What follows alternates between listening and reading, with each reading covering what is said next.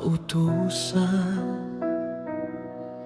Ephraim ay umiiyak sa gabi, sa bigat ng kasalanan.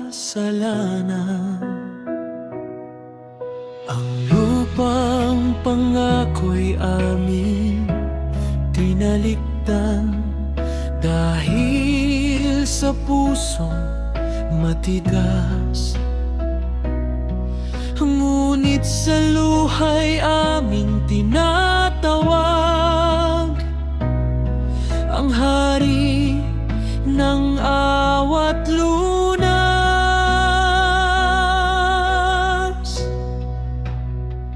Ibalik mo kami, O Yahshua, hari ng katuwiran at kapayapaan, sa lupang iyong ipinangako, sa milenyong kaharian. Ephraim ay magsisisi, babalik sa ilalim ng iyong pamuno.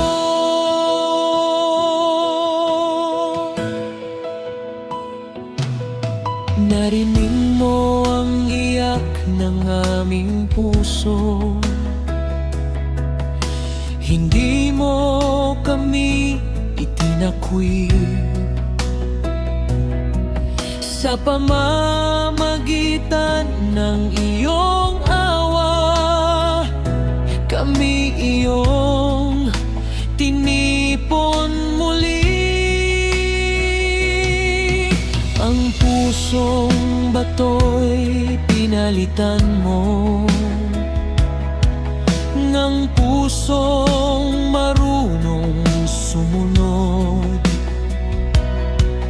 Ang iyong kautusan ay nilagay sa aming dibdib at loob.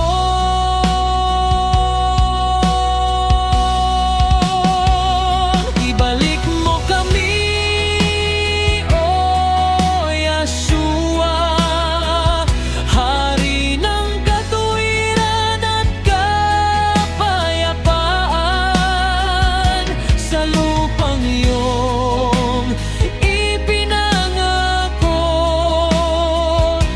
sa milenyong kaharian. Ephraim ay magsisisit, babalik sa ilalim ng iyong pamumuno.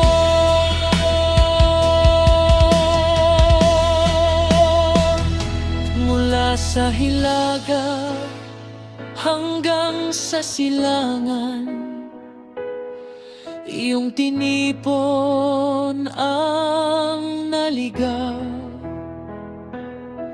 Sa Sion kami aawit, ang iyong pangalan ay itataas.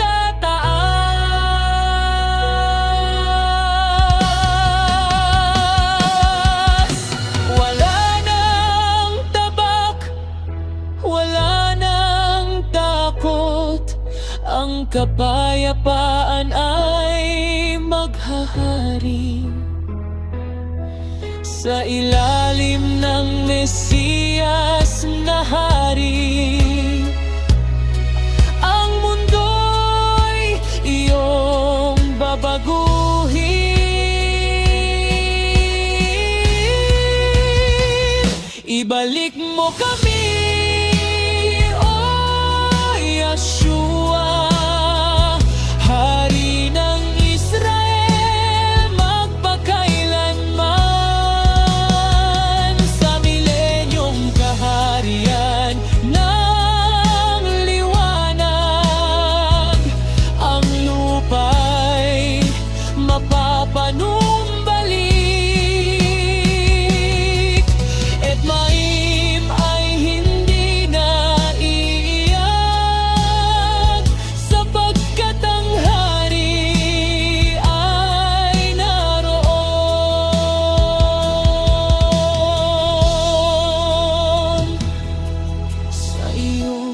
harapan kami mananatili.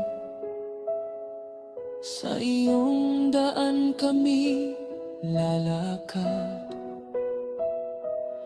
Ephraim ay tinubos at ibinalik sa kaharian ng Mesiya.